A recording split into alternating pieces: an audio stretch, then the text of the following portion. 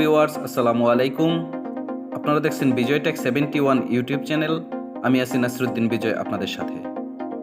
তো আজকে আমি আপনাদের সাথে যে বিষয়টি নিয়ে কথা বলবো, আমি আজকে কয়েকদিন যাবত দেখতে পাচ্ছি যে বিভিন্ন ফেসবুক, গুগলে বিভিন্ন জায়গায় একটি ভাইরাল টপিক হচ্ছে যে মার্চের 1 তারিখ থেকে আর মোবাইলের এমবি কাটা হবে না। তো আসলে কথাটা কতটুকু সত্য, এই বিষয়টা নিয়ে আমি আজকে কথা বলবো। এটা একটা ইনফরমেশনাল ভিডিও, এখানে আমি কোনো কিছু আপনাদেরকে দেখাবো না। আসলে কথাটা কতটুকু সত্য এই বিষয়টা আমি আপনাদের সাথে ক্লিয়ার করব। তো কোন এমবি আমাদের মোবাইল থেকে কাটবে না সেই বিষয়টি আমি আপনাদেরকে দেখাচ্ছি। ভিডিওটি শুরু করার পূর্বে আপনাদের কাছে একটি রিকোয়েস্ট, যারা এখন আমার চ্যানেলটিকে সাবস্ক্রাইব করেননি দয়া করে চ্যানেলটিকে সাবস্ক্রাইব করে পাশে থাকা বেল আইকনটি অল করে দিবেন, যাতে করে সবার আগে আপনাদের কাছে পৌঁছে যায়।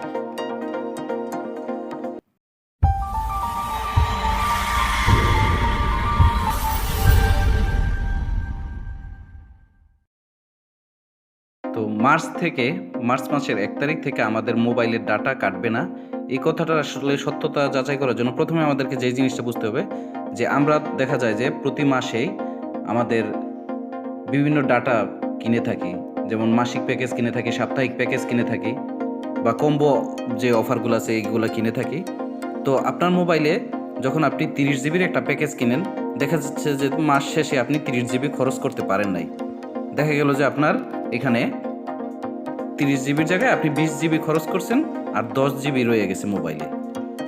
তো 10 জিবি যখন থেকে যায়, মেয়াদটা শেষ হয়ে গেছে। তো মেয়াদ শেষ হয়ে গেলে এতদিন কিন্তু সিস্টেম ছিল যে যখন মেয়াদ শেষ হয়ে যায় তখন কিন্তু ওই এমবিটাও মোবাইল থেকে চলে যায়। তো এখন বিটিআরসি থেকে একটি সিদ্ধান্ত গ্রহণ করা হয়েছে, যেটা হলো যে আপনার যখন মেয়াদ শেষ হয়ে যাবে, দেখা গেল যে এখানে দেখতে পাচ্ছেন আমার 19 জিবির একটি 30 জিবির প্যাকেজ কিনেছিলাম, সেখানে 19 জিবি এখনও আছে। তো এটার যদি দেখা যায় যে এক মাস শেষে আমার পুরোটা খরচ হয় না, 10 জিবি রয়েছে, তো 10 জিবি আমার থেকে যাবে, মেয়াদ শেষ হলেও আমার মোবাইলে থেকে যাবে। পরবর্তীতে আমি যখন আবার প্যাকেজ কিনবো ওইটার সাথে অ্যাড হয়ে যাবে। তো সেই ক্ষেত্রে দেখা যায় যে আপনি আগে 30 দিনের প্যাকেজ কিনলে 30 দিনের ওই সময়ের ভিতরে যদি আপনি কিনতেন তাহলে কিন্তু ওইটার মেয়াদ থাকতো। এখন আর ওই সিস্টেমটা না, এখন হবে যে আপনার মেয়াদ শেষ হয়ে গেলে এমবিটা আপনার মোবাইলে থেকে যাবে, আপনি যে কোনো প্যাকেজই কিনেন ওইটার সাথে আপনার এমবিটা অ্যাড হয়ে যাবে। তো এই ব্যাপারে যদি আমরা একটু সত্যতা দেখতে যাই তাহলে একটু আমরা দেখি যে এখানে লেখা আছে যে